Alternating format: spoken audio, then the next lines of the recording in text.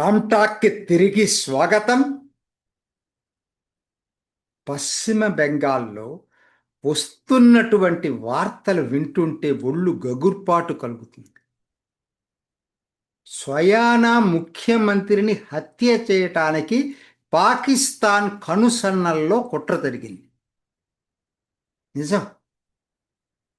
మనకి తెలుగు పేపర్స్లో పెద్దగా రావట్లేదు కానీ బెంగాల్ పేపర్స్లో అన్నిట్లోనూ వస్తూ ఉంది. ఇది స్వయానా మీకు గుర్తుండే ఉంటుంది. మే 6వ తేదీ మే 4 ఎలక్షన్లు జరిగినాయి, ఫలితాలు వచ్చినాయి. ఇంకా అప్పుడు ఆయన ముఖ్యమంత్రిగా ప్రమాణ స్వీకారం చేయలేదు. ఆయన పిఏ చంద్రనాథ్ రథ్, ఆయన పిఏ స్వయానా సువేందు అధికారి పిఏ, ఆయన్నే చంద్రనాథ్ రథ్ ఈయన చంపేశారు. ఆయన వెళ్తూ ఉంటే మోటార్ బైక్ మీద వచ్చి ఆయన చంపేశారు. మోటార్ బైక్ మీద ఆయన వెళ్తున్నాడు, కారులో చంపేశారు. స్వయానా ఇప్పటి ముఖ్యమంత్రి పిఏ. మే 6వ తేదీ ఇంకా ఆయన ప్రమాణ స్వీకారం చేయలే, ఫలితాలు వచ్చినాయి. ఇప్పుడు స్వయాన ముఖ్యమంత్రిని చంపటానికి పథకం పడినారు. ఓ వారం క్రితం మహమ్మద్ హమీం మండర్ ఇతన్ని అరెస్టు చేయటంతో తీగలాగితే డొంక కదిలింది అంటారు కదా, మొత్తం బయటకు వస్తూ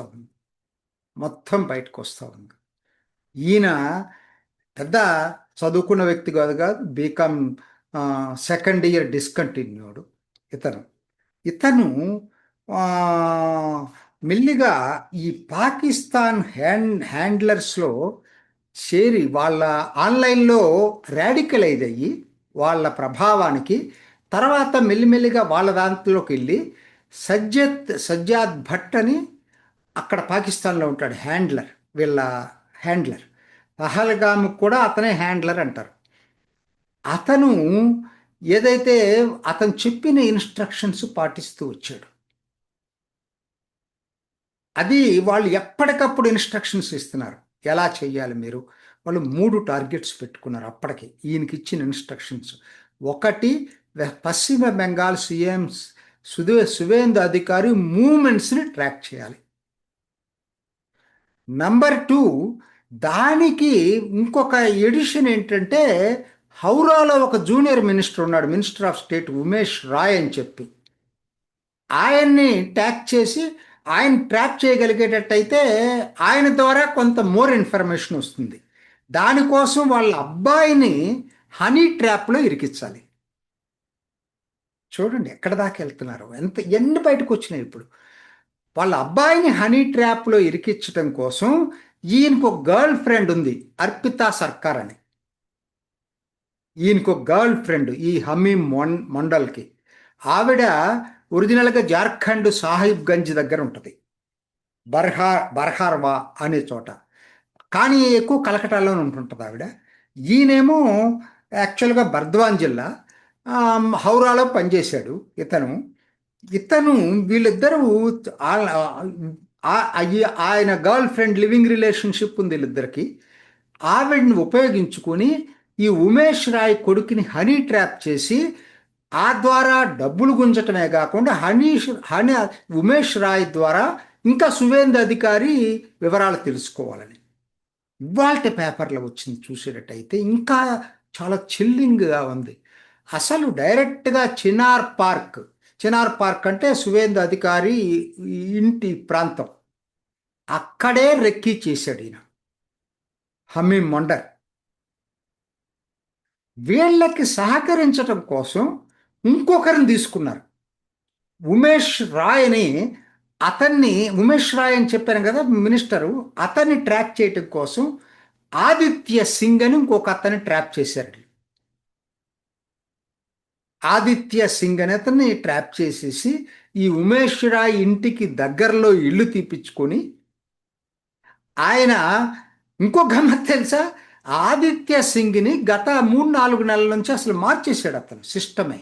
ఏంటంటే ఇప్పుడు ఆయన బీజేపీ సపోర్టర్ లాగా యాక్ట్ చేయటం మొదలుపెట్టాడు. సో ఎందుకంటే వాళ్ళ దగ్గర కావాలి కదా, బీజేపీ సపోర్టర్ లాగా యాక్ట్ చేసి ఉమేష్ రాయి ఇంటిది, ఆఫీసు, ఫోటోలు వీడియోలు తీసి వీళ్ళకి పంపించాడు. ఈ హమీం మండల్కి పంపించాడు. హమీం మండల్ పాకిస్తాన్ హ్యాండ్లర్స్ పంపించారు. అర్పితా సర్కార్ ఈ ఉమేష్ రాయ్ కొడుకుని ట్రాప్ చేయడానికి ప్రయత్నం చేసింది. ఇవాళ వచ్చిన వార్తలు ఏంటంటే ఈ ఆదిత్య సింగ్ అకౌంట్లో 30 లక్షల రూపాయలు దొరికినాయి. అసలు ఒక్కొక్కటి చూస్తుంటే నాకు వింటుంటే చాలా ఇదిగా ఉంది. మొత్తం ఆ వివరాలన్నీ వాళ్ళు 3 రోజుల నుంచి పేపర్లో వస్తున్నాయి. వింటుంటే చాలా చాలా ఇదిగా ఉన్నాయి. ఈయన ఎక్కడంటే పూర్వ బర్ధమాన్లో ఇప్పుడు గేటెడ్ కమ్యూనిటీలో ఉంటున్నాడు. ఈయనకి ఐటీ ఐటీ ఎంప్లాయీ కింద చెప్పి గేటెడ్ కమ్యూనిటీ డబ్బులున్న వ్యక్తి కూడా కాదు. అంటే ఇదంతా ప్లాన్ చేసి చాలా పకడ్బందీగా ప్లాన్ చేశారు.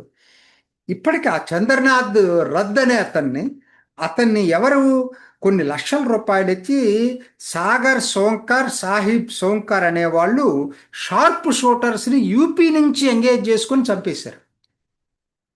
మరి దానికి దీనికి ఏమన్నా కనెక్షన్ ఉందా అంటే ఉమేష్ రాయ్ ఏం చెప్పాడంటే ఈ మినిస్టరు అసలు ఇదంతా ఎట్లా బయటకు వచ్చింది, ఉమేష్ రాయ్కి వాట్సాప్లో బెదిరింపు కాల్స్ వస్తున్నాయి రెగ్యులర్గా. ఆయనకి భయం వేసింది. ఏంటి అసలు ఇదంతా కూడా ఆయనకి 5 కోట్లు ఇవ్వమని చెప్పి చేయటం. తర్వాత ఈ చంద్రనాథ్ రత్ ఎప్పుడైతే చనిపోయాడో ఆయన చెప్పేదాని ప్రకారంగా వాళ్ళే ఆయన బెదిరించిన వాళ్ళే నన్ను కూడా బెదిరించిన వాళ్ళు. ఆ డౌట్ ఎప్పుడైతే వచ్చిందో ఆయనకి పోలీసుల దగ్గరికి వెళ్ళాడు. జరుగుతుంది ఇది అంటే అప్పుడు పోలీసులు నిఘా పెడితే ఇంటెలిజెన్స్ వర్గాలు అప్పుడు అర్థమైంది. అప్పుడు ఇక్కడికి వెళ్ళింది హమీం మండల్ దగ్గరికి, అర్పిత సర్కార్ దగ్గరికి. ఒకరి నుంచి ఒకరు లింక్. మొదట్లో అరెస్ట్ చేయలే ఆదిత్య సింగ్. గత 2 రోజుల క్రితం ఆదిత్య సింగ్ లింక్ బయటపడింది. ఇంకెంతమంది ఉన్నారో తెలియదు. ఇప్పటికి 3 దొరికారు. సాక్షాత్తు ముఖ్యమంత్రిని హత్య చేయటానికే కుట్రబన్నారు. అది ఏంటి, పాకిస్తాన్ హ్యాండ్లర్స్ పేర్లు మార్చుకుంటూ చెప్తానే వచ్చారట. అవన్నీ ట్రాక్ చేసింది ఇప్పుడు ఎస్టీఎఫ్ అని. ఆ ఇంటెలిజెన్స్ పోలీసులకి ఈయన ఉమేష్ రాయ్ చెప్పిన తర్వాత ప్రాథమిక ఆధారాలు దొరికిన తర్వాత వాళ్ళు స్పెషల్ టాస్క్ ఫోర్స్ని వేశారు ఐజీ తోటి. సో ఆయన మొత్తం దీన్ని కూపిలాగాడు. ఎన్ఐఏ సహకారం కూడా ఇప్పుడు తీసుకున్నారు. మొత్తం మీద ఇది వాళ్ళ బెంగాల్ని కుదిపేస్తుంది. అసలు ఒకటి కాదండి, అసలు ఆ బీర్భూమిలో దొరికినాయి మొన్న. అదివరకు అనుకున్నాం. ఇప్పుడు మొన్న ఒక ఆర్డినరీ ఎంప్లాయీ స్టోన్ ట్రేడర్ అతనికి 150 కోట్ల క్యాష్ దొరికింది. మొత్తం అట సువేంద్ర అధికారి చెప్పేది ఇప్పటికి 15,000 కోట్ల రూపాయలు బ్లాక్ మనీ వెళ్ళిపోయింది దాంతో. అసలు ఏం బయటపడుతున్నాయి అంటే బెంగాల్లో చూస్తూ ఉంటే ఎంత 15 సంవత్సరాల నుంచి ఈవిడ చేసినటువంటి ఆర్థిక అరాచకత్వం 1, 2 కాదు. ఎంత దారుణాలు చేసిందో చెప్పలేను. సో ఇప్పుడు ఇవన్నీ కూడా బయటకు ఎక్స్టార్షన్ సిండికేట్స్ వాళ్ళు ఇప్పుడేంటి మళ్ళీ బీజేపీలో చేరుతున్నారు. అదివరకు సిపిఎంలో ఉండేవాళ్ళు టీఎంసీ అధికారంలో రాగానే దాంట్లో చేరారు. ఇప్పుడు బీజేపీలో చేరుతున్నారు. ఇవాళ అనుకుంటా పేపర్లో వచ్చింది, బెంగాల్ పేపర్స్లో దాదాపు ఒక 100 మంది దాకా ఆ బీజేపీలో చేరిన వాళ్ళని మళ్ళీ ఎక్స్పెల్ చేసేసింది బీజేపీ. అంటే ఈ సిండికేట్ ఎక్కడున్న అధికారంలో ఎవరుంటే వాళ్ళ మీద పట్టుకోవటం కోసం. అంటే ఇది ఒక పద్ధతిలో జరగదు. బడ్జెట్లు, హత్యలు, ఎక్స్టార్షన్ సిండికేట్స్, అసలు నేరపూరిత సమాజం అయిపోయింది బెంగాల్ ఇవాళ. ఓకే, బోర్డర్కి ఇప్పుడు భూమి ఇచ్చారు వెస్ట్ బెంగాల్ గవర్నమెంట్. అవన్నీ మళ్ళీ కంట్రోల్ చేయాల్సినటువంటి అవసరం ఉంది. మొట్టమొదటిసారి 19 సంవత్సరాల తర్వాత తస్లిమా నస్రీన్ కలకట్టా నగర భూమి మీద అడుగుపెట్టింది. ఇప్పుడు మాట్లాడలేదే, మరి పోయినసారి గొడవలు చేశారంటున్నారు కదా, మేము అది చేస్తాం ఇది చేస్తాం బెదిరించారు కదా, ఇవాళ బెదిరించమనండి.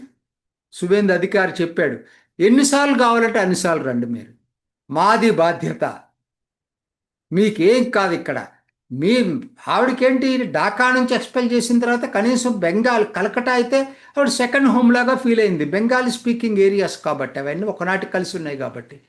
అటువంటి ఆవిడకి ఫ్రీడమ్ ఆఫ్ ఎక్స్ప్రెషన్ కబుర్లు చెప్పే వీళ్ళు ఎవ్వరూ కూడా భావస్వేచ్ఛని గురించి ఆవిడికి రక్షణ ఇవ్వలేక సిపిఎం ప్రభుత్వం బయటికి పంపించింది. తృణమూల్ కాంగ్రెస్ కూడా కాదు. బుద్ధదేవ్ భట్టాచార్య టైంలోనే ఆవిడ బయటికి వెళ్ళిపోయింది 2007లోనే. ఇవాళ మాట్లాడట్లేదే. ఆ మాట్లాడాలి, మేము అది చేస్తాం ఇది చేస్తాం అని మాట్లాడిన వాళ్ళు ఇవాళ ఎవరు మాట్లాడట్లా. దట్ ఈస్ ద డిఫరెన్స్ అండి. నీకు విల్ పవర్ ఉండి ఇది ఉంటే ఎవడేం చేయలేడు, ధైర్యం చేయలేడు. భయం ఇవాళ ఆవిడ మీద ఏదన్నా అంటే కాల్చి పారేస్తాడు సువేందు అధికారి. మొన్న రేప్ చేసిన వాళ్ళు ఏం చేశారో చూశారు కదా. చాలా ఫాస్ట్గా డెసిషన్స్ జరుగుతున్నాయి కలకటాలో, వెస్ట్ బెంగాల్లో. ఏది ఏమైనా ఈ కేసు ఎట్లా మారుతుందో నాకైతే తెలియదు, కానీ అసలు వింటంటే మాత్రం చాలా చాలా దారుణంగా ఉంది. వీళ్ళ ముగ్గురు కలిసి జరిపినటువంటి సువేందు అధికారం మీద కుట్ర. It is a developing story. ఇంకా ఏం ఏం వార్తలు వస్తాయో తెలియదు. దురదృష్టవశాత్తు అటువంటి వార్తలను కూడా తెలుగు పత్రికలు ఎందుకు హైలైట్ చేయవో నాకైతే తెలియదు. ఒక ముఖ్యమంత్రిని చంపటానికి ప్రయత్నం చేసి పాకిస్తాన్ హ్యాండ్లర్స్ ద్వారా ఇక్కడ వీళ్ళని కొంతమందిని అట్టిపెట్టుకొని చంపడానికి ప్రయత్నం చేసినా కూడా మన మీడియాకి అది పట్టదుగాక పట్టదు. ఇది దౌర్భాగ్యం మనం చేసుకున్న పని. చూద్దాం ఎలా మారుతుంది కేసు. ఇది ఈనాటి రామ్ టాక్. ఇంకొక ఎపిసోడ్లో మళ్ళీ కలుసుకుందాం. నమస్తే. చూసారు కదండి, మరి ఈ వీడియో కనుక మీకు నచ్చినట్లయితే ఒక లైక్ కొట్టేసి మీ అభిప్రాయాన్ని కూడా కామెంట్ బాక్స్లో తెలియజేస్తూ ఇలాంటి ఇంట్రెస్టింగ్ అప్డేట్స్ కోసం మా ఛానల్ని సబ్స్క్రైబ్ చేసుకోండి.